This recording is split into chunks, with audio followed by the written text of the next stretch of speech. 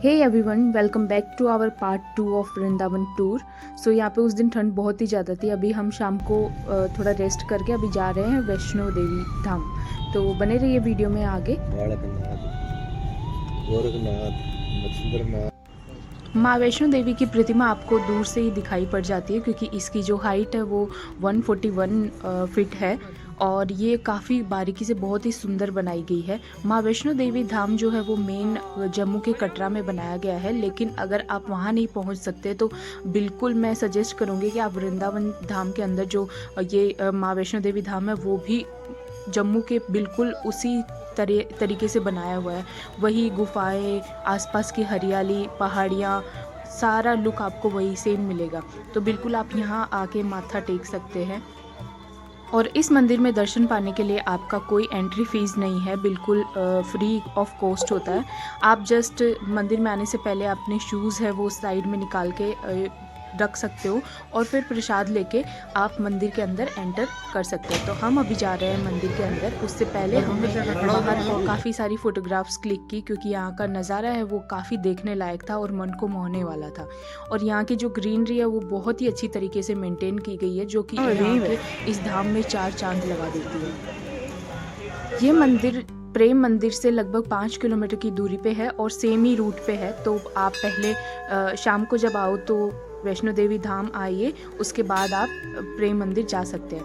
मंदिर का समय है वो सुबह 6 बजे से दोपहर के 1 बजे तक और फिर दोपहर में ब्रेक होता है, तो शाम के 4 बजे से 8 बजे तक ओपन रहता है। तो मैं सजेस्ट करूँगी कि आप शाम को आओ क्योंकि शाम को यहाँ के नज़ारे काफ़ी देखने लायक होते हैं। और उसके बाद आप प्रेम मंदिर भी जा सकते हो। प्रेम मंदिर हमेशा आप शाम को ही जाओ क्योंकि वहाँ की रोशनी वगैरह है वो शाम को ही देखने को बहुत अच्छी लगती है। तो आपका जो भी लगेज हो वो आप पहले ही जो लॉकर्स है वहाँ पे रख के आ सकते हैं क्योंकि मंदिर के अंदर कोई भी सामान अलाउड नहीं है क्योंकि लोग जो है वो गंदगी फैलाते हैं। तो वो लोग पहले ही आपका सिक्योरिटी चेक होता है, तो सिर्फ मोबाइल के अलावा आपको कुछ लाने नहीं देंगे। पर्स वगैरह आप रख सकते हो, खाने पीने की चीज़ें अलाउड नहीं है। मंदिर अंदर से भी काफ़ी खूबसूरत है और ये पूरा सर्कल में बनाया हुआ है। तो ये मेन माता जी का प्रतिमा है और आप देख सकते हो कि चारों तरफ सभी देवी देवताओं की कथाएं और उनके अलग अलग दृश्यों को काफ़ी बारीकी से बनाया हुआ है और दर्शाया हुआ है। तो आप पूरा सर्कल घूम के परिक्रमा लगाते हुए इन सब चित्रों को भी देख सकते हो।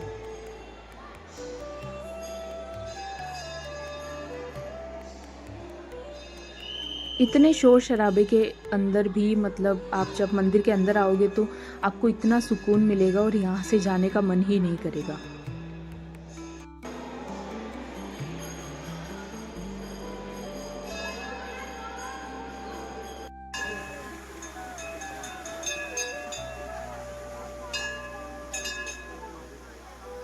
माता रानी के बाजू में ये हनुमान जी की 32 फीट की प्रतिमा भी बनाई हुई है। और जैसे ही आप मंदिर के बाहर आओगे तो यहाँ पे आपको गुफाएं, झरने और यमुना जी का जो कमल पे बैठे हुए है उनका चित्र देखने को मिलेगा। माँ गंगा, यमुना और ये झरने इस दृश्य में 4 चांद लगा देते हैं।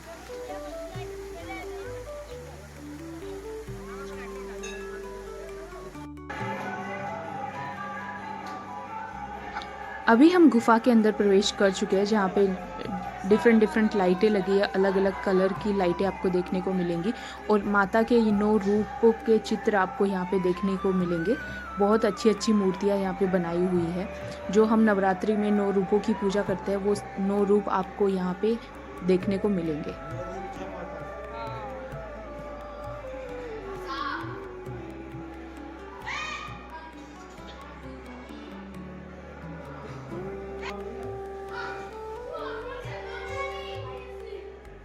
तो ये है गुफा का एग्जिट द्वार जहाँ से आप बाहर का रास्ता देख सकते हो।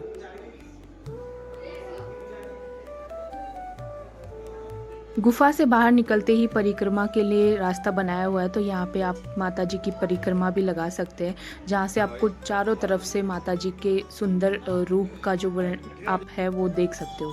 वैष्णो देवी और प्रेम मंदिर के बीच में ही पड़ता है ये जू मंदिर, जो कि काफ़ी सुंदर बनाया हुआ है। ये पूरा लोटस जो कमल है उसके आकृति में बनाया हुआ है। तो हमने यहाँ पे फिर से अपनी बहुत सारी फ़ोटोग्राफ्स ली। तो ये प्रियाकांत जू मंदिर है। इसके अंदर भी सेम वैसे ही वैष्णो देवी धाम की तरह ही गुफा बनाई हुई है, जहाँ पे श्री कृष्ण के अलग अलग रूपों का वर्णन आपको देखने को मिलेगा और बहुत ही सुंदर प्रतिमाएँ यहाँ पे बनाई हुई है। उनके बाल रूप, जितनी लीलाएँ हैं वो सारी यहाँ पे दर्शाई गई है।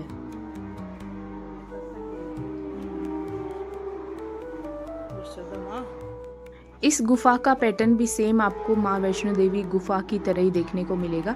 तो सिर्फ डिफरेंस इतना है कि वहाँ पे माता के सारे रूपों का वर्णन है और यहाँ पे कृष्ण के सारे रूपों का वर्णन है, मतलब उनके पूरे जीवन काल में जो जो उनके रूप है वो।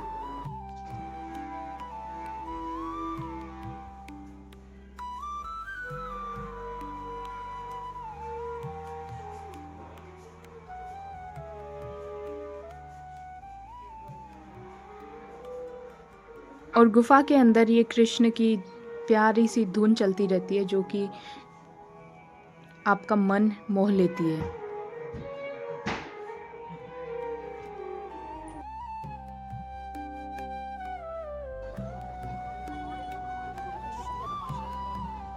इस मंदिर का रास्ता ऐसा है कि पहले आपको गुफा में जाना होता है और फिर जब गुफा से बाहर आएंगे तभी आप मेन मंदिर के दर्शन कर पाएंगे।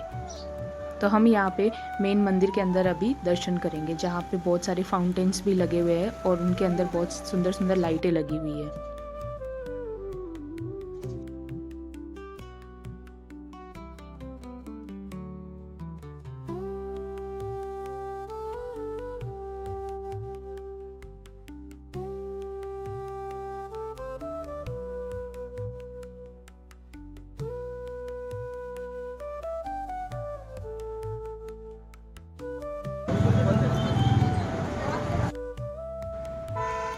और अभी हम निकल गए हैं प्रेम मंदिर के लिए।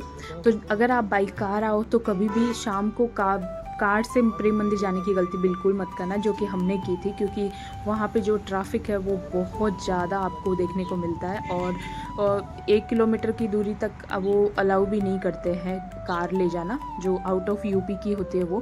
तो बेटर है कि आप जहाँ पे भी स्टे कर रहे हो अपनी कार को वहीं पार्क करके आप बाई ऑटो आप आओ, तो आपका बहुत सारा टाइम बच जाएगा।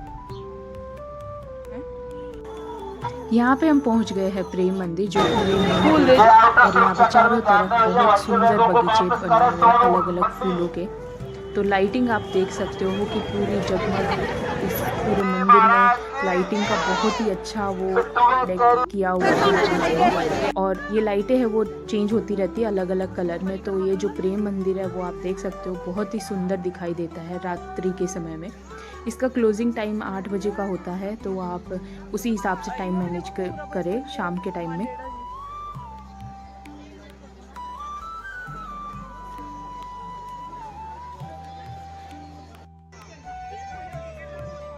सेम यहाँ पे भी मंदिर के चारों तरफ आपको कृष्ण की लीलाएं देखने को मिलेगी, जब वो गायों को चराते थे और गोवर्धन पर्वत को उन्होंने हाथ से उठाया था, तो वो भी आपको यहाँ पे देखने को मिलेगा। और मेन है यहाँ का फाउंटेन, जो कि शाम को यहाँ पे अलग अलग कलर की लाइट्स में आपको ये फाउंटेन का जो शो है वो देखने को मिलेगा और इसमें कृष्ण की प्रतिमाएं भी देखने को मिलती है।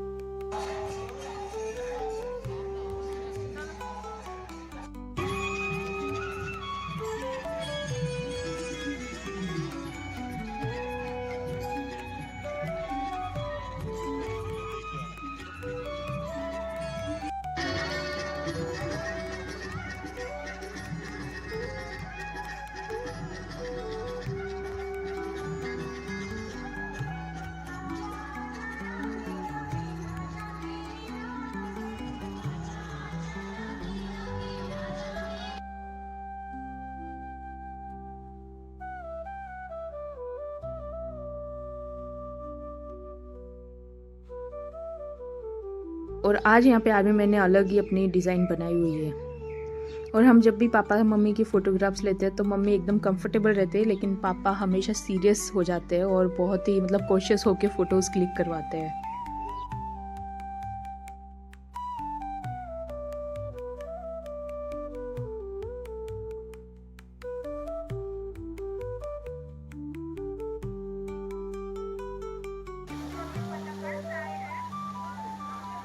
तो ये है गोवर्धन पर्वत, जहाँ पे श्री कृष्ण ने पर्वत को अपनी उंगली पे उठा रखा है और इसको भी काफ़ी सुंदर बनाया हुआ है। यहाँ पे झरने, गायें और उनकी जो भी गोपियाँ थी वो सब, गांव वाले। तो ये पर्वत में बिल्कुल पूरा लकड़ी के सहारे ही ये टिका हुआ है, मतलब उनकी उंगली पे। और आप साइड में देख सकते हो कि जो और ग्वाले थे उन्होंने लकड़ी का सहारा दिया हुआ है। तो जैसे हम कहानियाँ सुनते हैं या देखते हैं टीवी में, बिल्कुल वैसा ही नज़ारा है यहाँ पे। राम राम हरे हरे।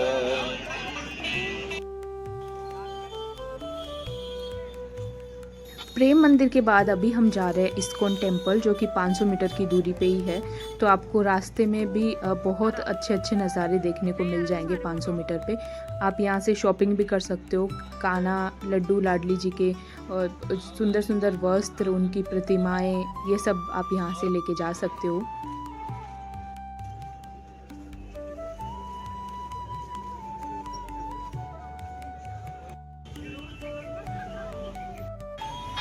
तो ये है श्री श्री कृष्ण बलराम मंदिर इस्कॉन, और यहाँ से इस मंदिर की मेन एंट्री होती है, जहाँ पे आपको चारों तरफ स्टॉल्स भी दिखते हैं बुक्स के, मालाएं। और मोस्टली वीकेंड पे बहुत ज़्यादा भीड़ होती है। तो आप देख सकते हो यहाँ पे इतनी ज़्यादा भीड़ है आज।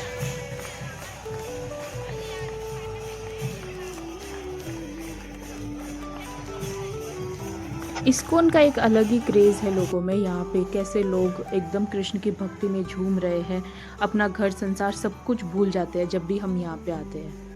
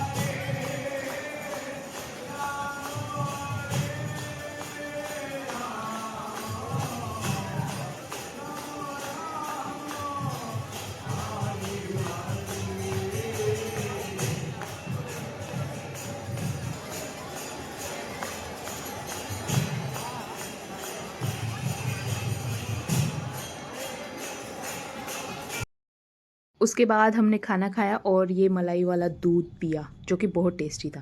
अब अगली सुबह हो गई है जब तो हम जाने वाले हैं कृष्ण जन्मभूमि, जो कि मथुरा में है। तो हम वृंदावन से निकल चुके हैं और यहाँ पे हम पहुँच गए हैं श्री कृष्ण जन्मभूमि। यहाँ पे मंदिर के अंदर मोबाइल वगैरह कुछ भी अलाउड नहीं है, तो आपको गेट पे ही सब कुछ सबमिट करना होता है। आप जब भी वृंदावन आओ तो कृष्ण भूमि ज़रूर आए, क्योंकि यहाँ पे जो फील है वो आपको बहुत ही अलग लेवल का मिलेगा।